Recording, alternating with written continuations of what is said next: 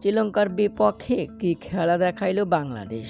এটাকে কি বলে খেলা? মাত্র 5 রানের ব্যবধানে 7 উইকেট হারায় সোনার দেশের সিটি গোল্ডের খেলোয়াড়রা। মাঠে লড়াইটা হয়েছে সিংহ বিড়ালের। বাংলাদেশকে নিয়ে আর কি বলবো, আমি তো ভাষা খুঁজে পাচ্ছি না। ওয়ানডে র্যাঙ্কিংয়ে তো নেই। 2027 বিশ্বকাপে সরাসরি সুযোগ পাবে কিনা সেটা নিয়ে তৈরি হয়েছে সন্দেহ। আসলে আমরা যত যাই বলি না কেন, যারা অরিজিনাল ক্রিকেট লাভার, দিন শেষে খেলা শুরু হলেই টিভির পর্দায় বা মোবাইলে দেখবই নিশ্চিত। লঙ্কানদের বিপক্ষে বোলিংটা সুন্দরই হয়েছে। তাসকিন পেয়েছে 4 উইকেট, তানজিম সাকিব পেয়েছে 3 উইকেট, বাকি উইকেট নিয়েছে অন্যরা। ব্যাটিংয়ে টপ অর্ডারে ভালো করলে মিডল অর্ডারে ব্যর্থ। লঙ্কানদের বিপক্ষে ঠিক তাই ঘটেছে।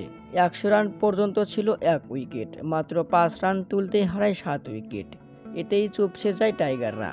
হাসারাঙ্গার বোলিংয়ে হেরে যায় বাংলাদেশ। 77 রানের বিশাল জয় নিয়ে ওয়ানডে সিরিজ শুরু করলো শ্রীলঙ্কা।